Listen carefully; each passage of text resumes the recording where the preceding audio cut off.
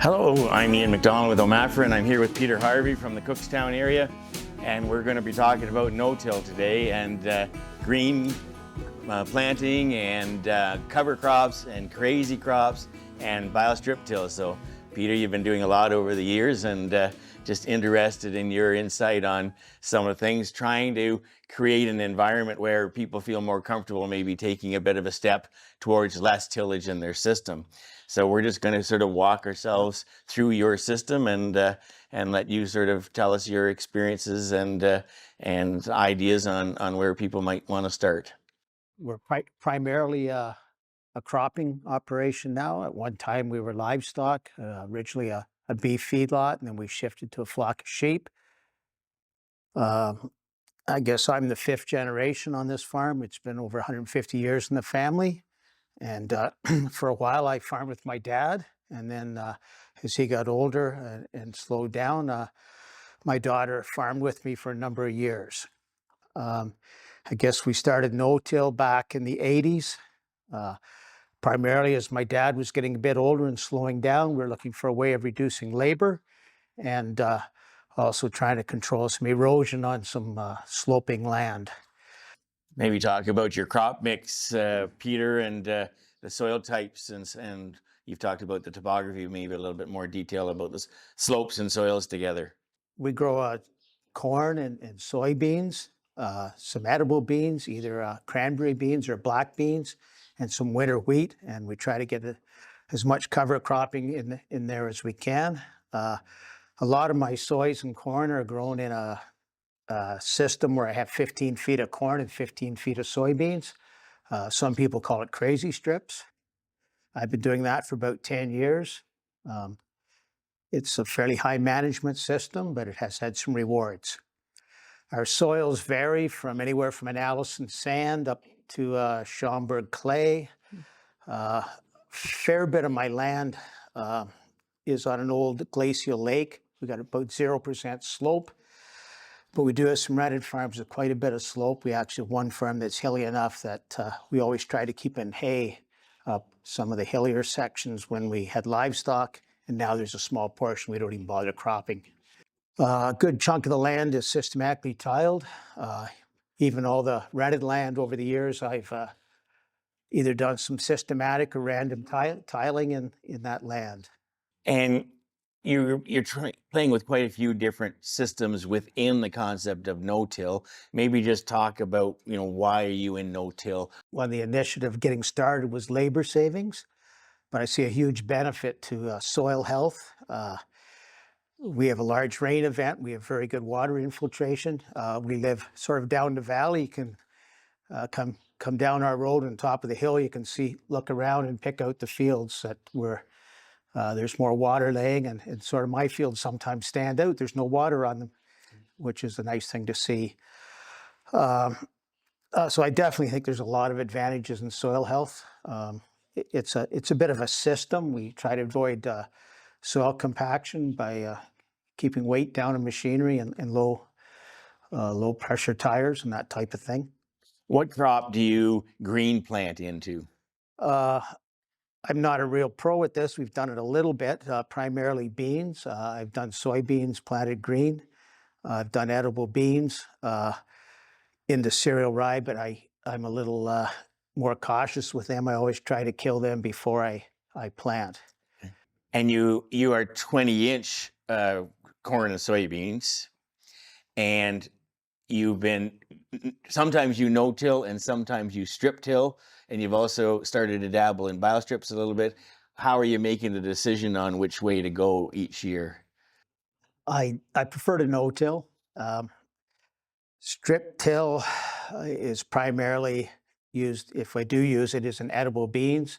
And it's mainly more of a residue manager than a true strip tiller. We have an older Yetter type knife unit that we tie the knives up. And we have a couple coulters in front of each row, and it's more or less a system to move some residue. It's primarily to help control slug issues. Edible beans are a little slower growing, not as aggressive as corn and soys, and we're sort of planting them right when the slug population is really doing well. So about every 4 or 5 years, I have a slug issue in edible beans. This year I was going to strip till a little bit, but it was so dry. I did a little bit of strip tilling. We're running out of moisture, so I parked the strip tiller and just no-tilled everything. And when you think about no-till, what are the factors that have sort of driven you there? People talk about costs, equipment, time, labor, soil health.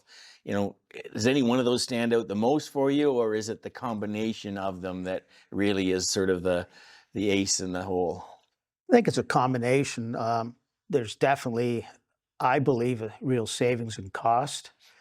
Um, and I'm kind of a one-man show these days. I farm everything by myself. I do all my own spraying, do everything by myself. So it lets me plant a crop without any extra labor. As I talk to no-tillers around the countryside, I still find very few that are able to do it or choose to do it completely no-till. And so, in your operation, where does tillage fit in, and how often does it get used, if it does? I try not to do any tillage. We've sold all our conventional tillage equipment, our plow, our cultivator, our discs have all been sold. We have a strip tiller I mentioned, and it's used basically more as a residue manager. I have a small vertical till machine that is used the odd time. I don't think I've used it for about 4 years. I might use it in a headland where I've had some ruts with trucks parked or something, or if I'm doing some tiling, and smooth in some tile. Or if I get really, really behind in the spring and trying to get some edible beans in. But I try to avoid using it. I try to avoid tillage if I can.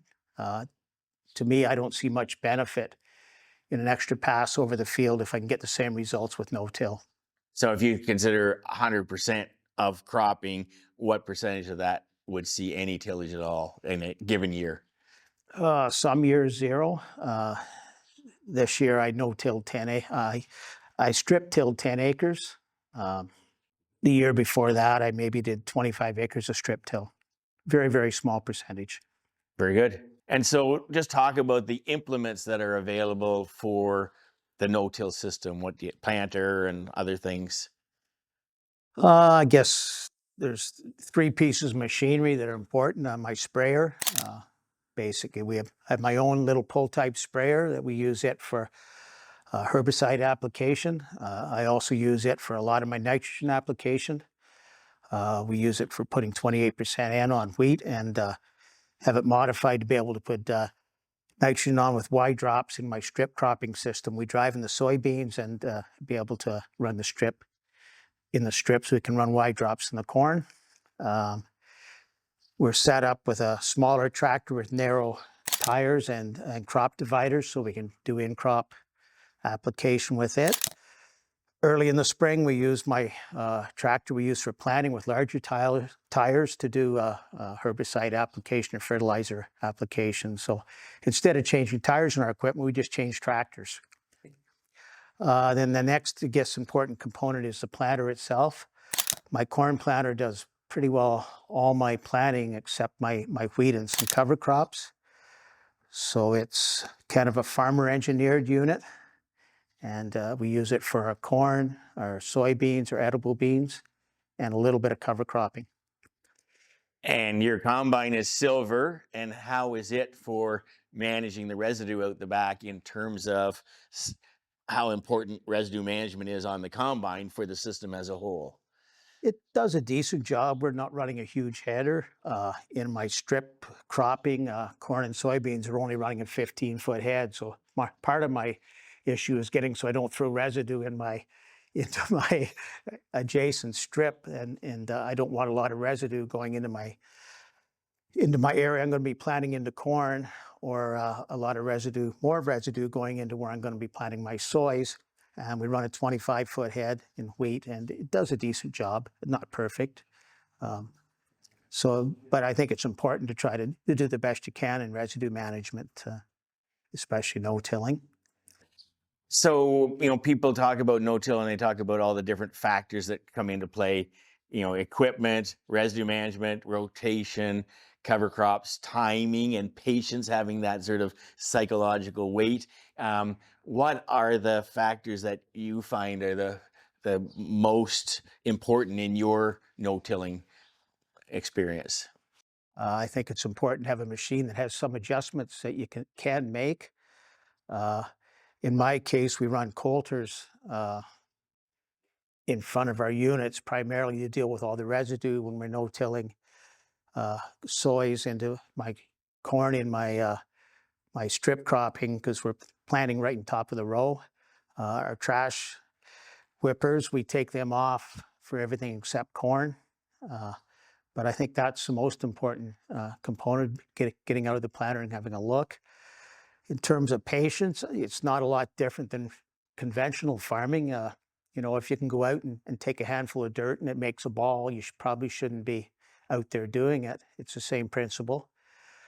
I guess we've been no-tilling for near 30 years, and I find my soil's got a little bit more forgiving. I can, in a really tough spring, I can probably get away with planting a little wetter than I think you could just looking at it, and it doesn't seem to affect the crop as much. When you talk about planting the soybeans right on top of the corn balls from last year, with the 20-inch rows, does that change the population enough within that row that maybe it's a little lighter than if it was 30-inch rows in terms of the integrity of those root balls?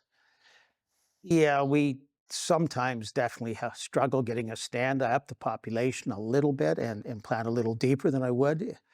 So ideally, it'd be nice to plant in between the rows. You'd do a lot better job planting. But with strip cropping or crazy strips, I have to be right on the row, and or else it doesn't work, because when you go to combine them, if you can't get the header between the strips of corn, it doesn't work very well. Understood. That basically it works because I got RTK auto steer on the tractor. And when I look at your corn and beans in the strips, they look amazing, really. Like, they don't look like they're suffering at all from that. Yeah, the soys will look a little tough early on. And so the secret of that is don't look at them too much. Just have some faith in the system. Yep. Okay. And don't get too paranoid if you have a few misses in your soys, and because they'll really compensate. Corn, I find, contrary to what a lot of people think, I think it's one of the easiest crops to no-till once you sort of get a system figured out. I guess I do some things a little different than some farmers. We're running very large tires in our planter tractor, and in the 20-inch rows, initially we tried running narrow tires between the rows, and I was running into more soil compaction. As duals? As duals. And so we've gone to one larger single Michelin with constructed to run low air pressure. So we're running about 11 PSI, and I'm planting right on top of the tire track.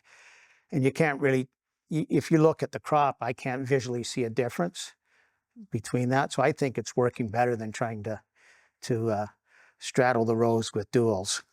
I like a clean strip to plant into, so we do run the trash whippers. I think rotation's important in no-till to make something like that work.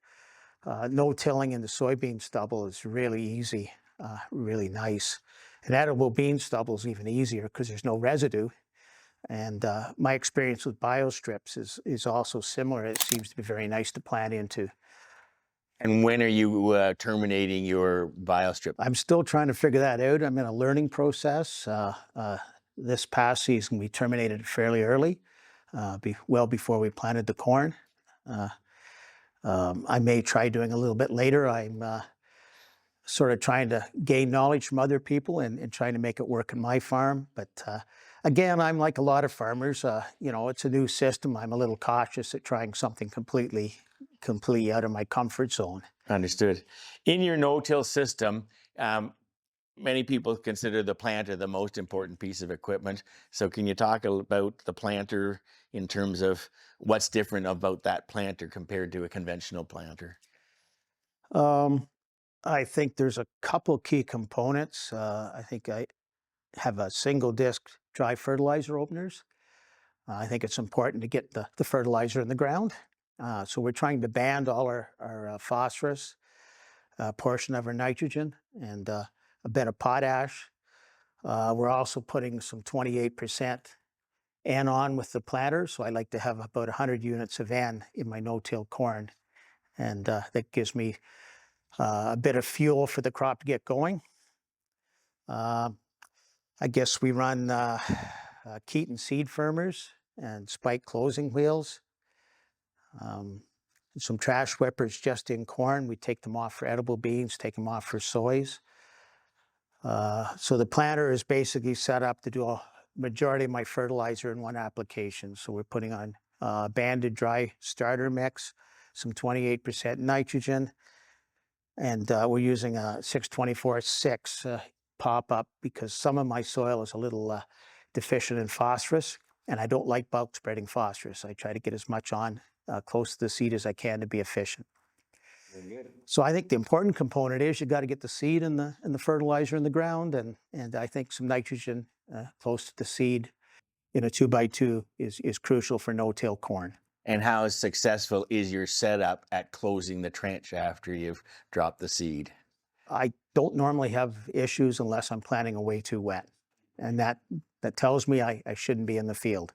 Initially, I resisted putting spiked closing wheels on because I figured if I wasn't closing the trench without them, I shouldn't be in the field, but they do help a little bit, yeah.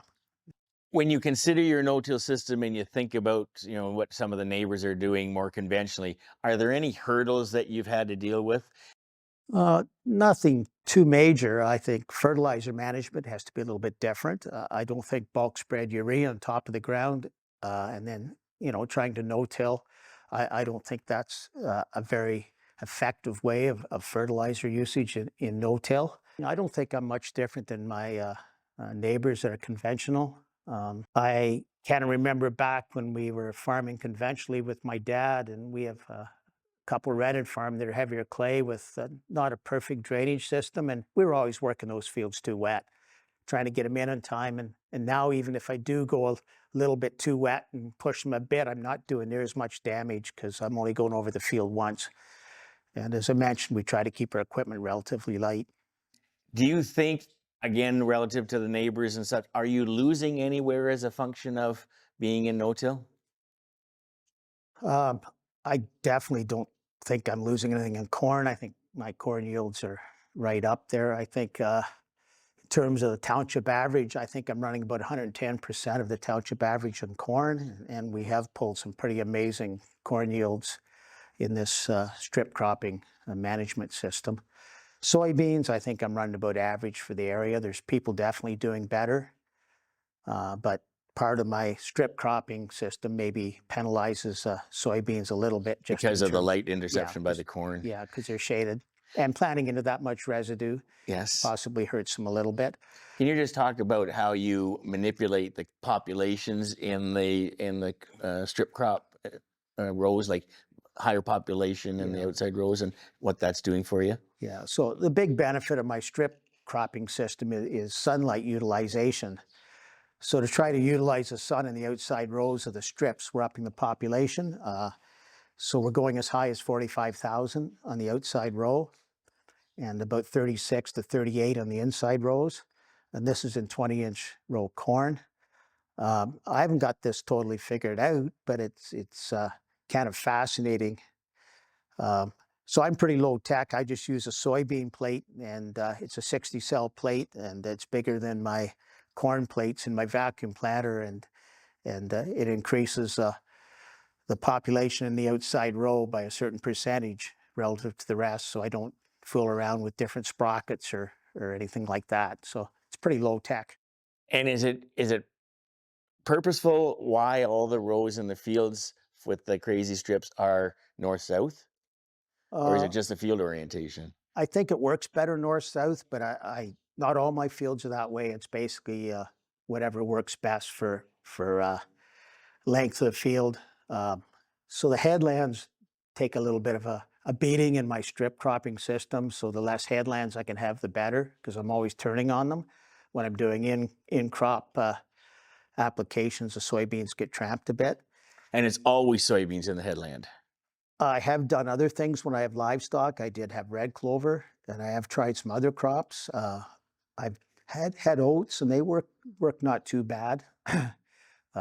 I've tried some other crops, but soybeans are the easiest ones to do, mainly for herbicide application, because I like to have the same herbicides for the corn and soys. And if you start changing crops too much, you have to alter that. I Understood. guess another benefit of the system is we basically don't have much white mold pressure in the no-till system with soys, and possibly less aphid pressure. I know this year we sprayed one field that wasn't in the strip cropping for aphids, and we didn't have to spray any of the strip crop stuff. They were getting up close to the threshold, but never quite reached it relative to the block planted soys. Okay, that's interesting. I don't know why, unless it could affect how the aphids come into a field. Where do you think you are winning in terms of the system that you've created for yourself? I think I mentioned I can do everything myself. I'm a one-man show. My wife does help me a bit in terms of logistics and moving things around. Economics, I think I'm way ahead when I look at my equipment.